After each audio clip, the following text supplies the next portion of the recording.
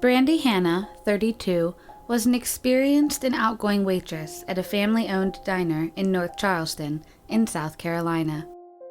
She loved working alongside her mother, Donna Parent, and was very attached to her job, having never missed a day.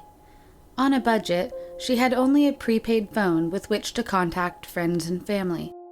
Her mother had recently purchased a monthly paid phone so that she could always be in contact with her. The day of her disappearance, Brandy was set to be relieved by her mother for the evening shift. After work, Brandy usually got a ride from a former police officer and current customer. He gave Brandy and the other citizens of North Charleston rides for $5 anywhere in the small community, and as he usually did, he picked Brandy up from work at 3 p.m. and dropped her back off at her home. He states that he watched her walk into the house, and the last thing she said to him was, "See you Monday." Described as a homebody, Brandy was not a patron of clubs or bars. Instead, she liked to curl up on the couch with her phone plugged into the charger and watch television. Brandy was on both phones that night. She spoke with her mother on the phone at 5:30 p.m., and they discussed the potentiality that her new boyfriend Zeke would come over. Brandy would let a subsequent phone call from her mother on her new phone go to voicemail. Brandy then texted a friend around 8 p.m. regarding plans for buying a bathing suit for an upcoming event. She checked her voicemail a little before 9. Later in the evening, she texted Zeke around 10 p.m. When her coworker arrived at Brandy's apartment at 10:30 to go shopping, presumably at a Walmart-type superstore with extended hours, the lights were off, but the television was on, and her coworker assumed Brandy had gone to sleep. On Monday, Brandy's last words were put to the test. "I'll see you on Monday," was what she had told her ride the Friday afternoon, which was the last day anyone had seen her. And at 7 a.m., she was due to report to work. Donna received the call at 7:20 a.m. that Brandy had not shown up, and in that moment, she knew something was seriously wrong. All weekend, Donna would continue to call Brandy's phone to no avail. She would leave countless messages and knew something was wrong as Brandy was diligent about calling her back.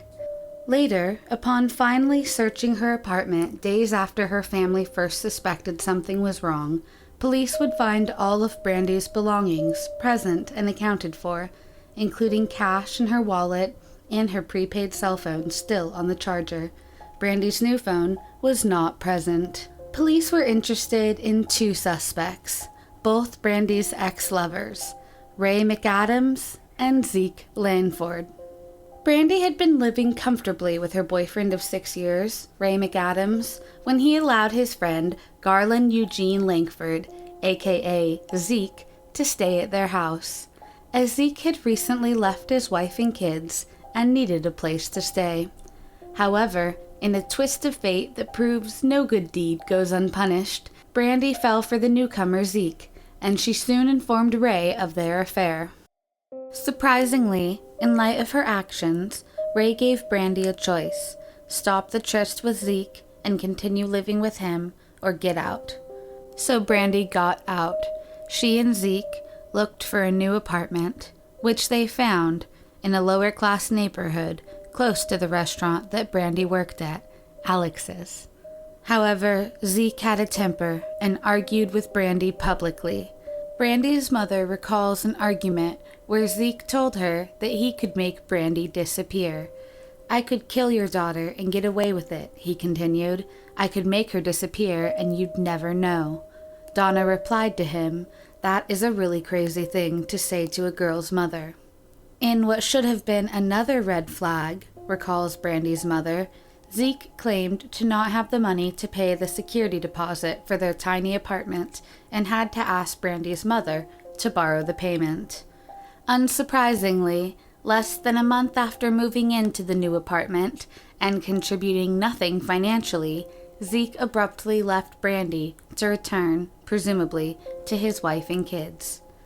After Brandy's disappearance, knowing Zeke still had a key to the apartment, Donna, Brandy's mom, called him and instructed him to meet her outside of the house but not to go inside. However, upon arriving at the home, Zeke was just leaving and closing the front door. He claimed he was checking for a dead body himself, so as not to startle Donna. In the weeks that followed Brandy's disappearance, police would finally take Donna's claim more seriously than before. However, in the interim between her actual disappearance and when an official investigation was opened, Donna organized community search parties, and a local missing persons operation was launched. Later, when police would take the investigation more seriously, they brought out cadaver dogs to search for the remains, and Zeke morbidly asked one police officer if the dogs would be able to smell Brandy if she were buried. Upon being questioned, Zeke insisted that while he had made plans to see Brandy, those plans fell through when he was forced to work late at a job site. In a signed affidavit, Zeke maintained he had not seen Brandy all day and had not been to her home due to a change in work schedule. However, detectives subsequently found this statement to be false, as signed work time logs indicate he was in fact not working late that night and had gotten off at 4 p.m. Although Zeke claimed to have not spoken with anyone else regarding Brandy's disappearance, city records indicate that he called City Hall 3 times pretending to be a concerned neighbor, and he reported, as the neighbor, seeing Brandy get into a car with her boyfriend, Ray McAdams. As Brandy was new to the neighborhood and relatively unknown, there would be no neighbors who could have made this call. A neighbor told family and friends that she saw Brandy get into a red pickup truck with a white Jason-style hockey mask affixed to the front bumper. The problem was for police, however, that both Ray and Zeke had red pickup trucks because they both worked for the same plumbing company. While it was Ray who distinguished his truck with the hockey mask, that is an easily duplicated feature. Upon unofficial and improper questioning by a family friend and fellow police officer, the witness neighbor, driven to Ray's home for identification purposes, would first identify Ray upon seeing him at his front door, but later would swear it was actually Zeke that she saw the night of Brandy's disappearance. Improper witnessing procedure aside, her mistake was a natural one, as both men had straggly brown hair, a light beard, and round faces. In December of 2016, more than 11 years after Brandy first went missing, Zeke LANKFORD was incarcerated for the sexual assault of a 7-year-old cousin. While incarcerated, police were able to question him more diligently and for a longer period of time. And now his story had changed. His sworn statement now reflected the possibility that he may have been in her apartment the night of May 20th, 2005, when Brandy disappeared. This change in story led to an obstruction of justice charge for Zeke, which carried a $1,000 bond. He is also behind on his child support and will be sentenced separately for both that offense and the assault of a minor charge. 11 months after Brandy's disappearance, Ray McAdams unexpectedly died of a heart attack. Prior to his death, both him and Zeke passed a polygraph test. However, it took Zeke 3 months to submit to it. No other information was obtained from Ray, and the whereabouts of both his and Zeke's work truck are unknown and sought by police. Years later, upon the reopening of Brandy's case, a shoe was found that matched the description of her blue and white Nike trainer tennis shoes that she had on the day she went missing. Although no DNA was recoverable, the serial number shows it was made in January of 2005, just 5 months prior to Brandy's disappearance.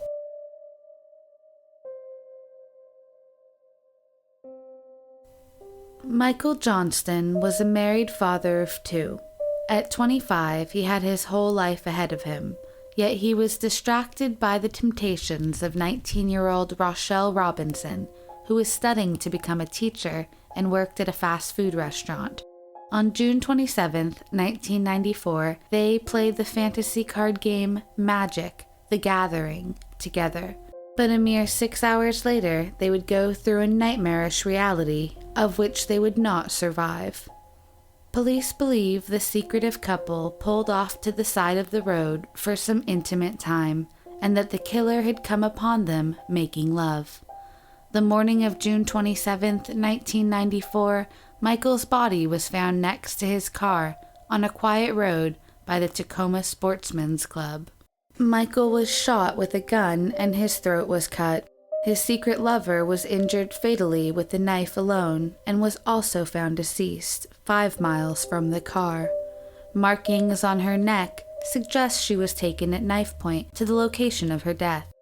Curiously, she was found wearing the male victim's shirt inside out. Her body was partially covered by a cardboard box that originally contained professional-grade copy paper, which would become the key to the investigation, or lack thereof. Police officers believed that the box was either sent to the killer or had spent years in the killer's possession, and therefore they scrutinized every aspect of it, although no results have led to any arrests. A friend of Rochelle told police that she had been complaining of being stalked by a strange man. This man had come to her work multiple times, and after much pestering yet endearing cajoling, she agreed to go on a date with him. They did not match, however, and he was hesitant to give up, so he continued to pursue her, much to her dismay. He would come to her work and would silently stare at her. This man was described as, quote, white, 25 to 30 years old, 5'10", 170 pounds, with brownish blonde hair and acne. He also walked with a slouch and may have worked for a glass company, end quote. Yet no man was found matching that description. Others were wary of the large life insurance policy Michael and his actual wife had taken out on each other. The financial benefit to his death couldn't be ignored. However, his wife, Jane, passed a polygraph and was cleared by police due to lack of evidence. No clear motive, besides musings of some jealous lover, have been discovered, and the killer is still at large. While police believe the killer was an ex-lover or somebody within their personal circle, a hired psychic, Nancy Meyer, as well as a private investigator, Jim Wright, had other ideas. They thought that the killings had something to do with the magic game they were playing, as it dealt with issues of witchcraft and the occult. They surmised that the killing was one of ritual and somehow involved a professor as well as 2 young disciples. As no substantiations of these claims could be made, the police did not investigate.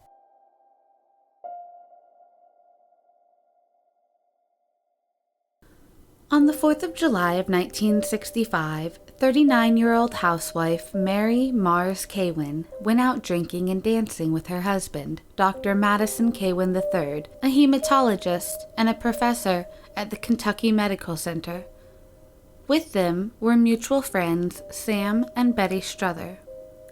Celebrating America's Independence Day in style, the group went to the exclusive, members-only establishment, the Idle Hour Country Club.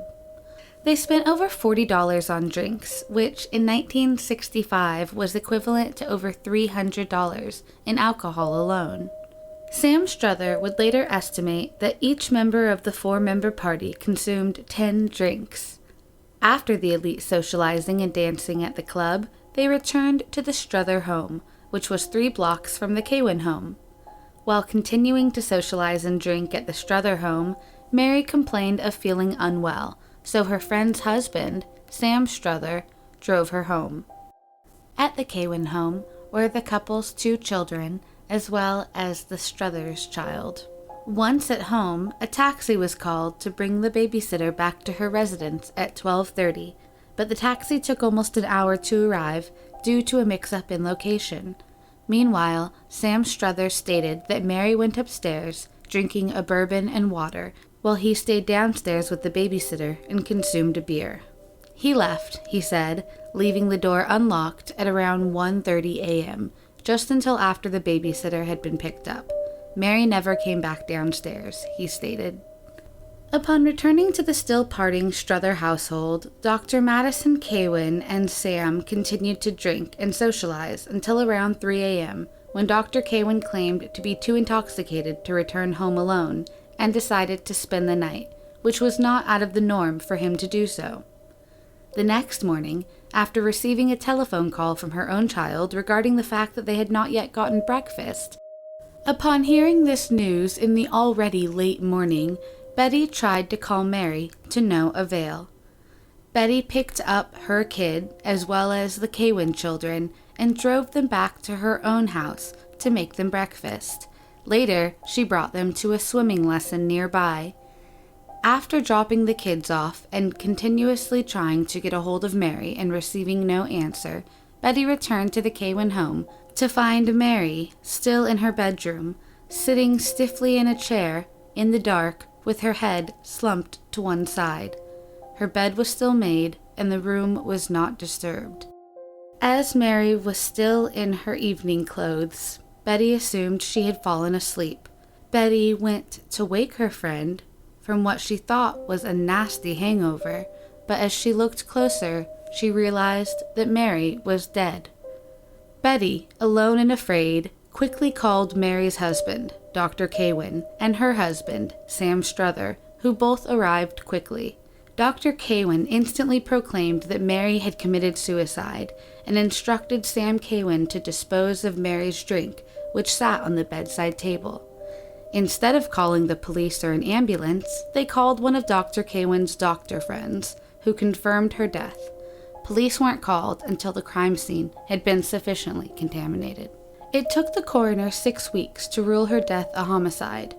The 2 needle marks on her thigh were not apparent until the subsequent autopsy, when it was revealed she had been pricked twice with some sort of needle, carrying an unknown solution. The autopsy uncovered the cause of death as being from carbolic acid poisoning. According to the CDC, carbolic acid causes, quote, nausea, excessive sweating, headache, dizziness, and ringing in the ears, seizures, loss of consciousness, coma, respiratory depression, and death, end quote. In addition to the carbolic acid poisoning, Mary's blood alcohol levels were also just below 0.4%, which is the lethal level. She may have been already highly vulnerable to attack due to her alcohol intake, enough so that her killer was able to administer the 2 injections of what police believed to be some sort of sedative.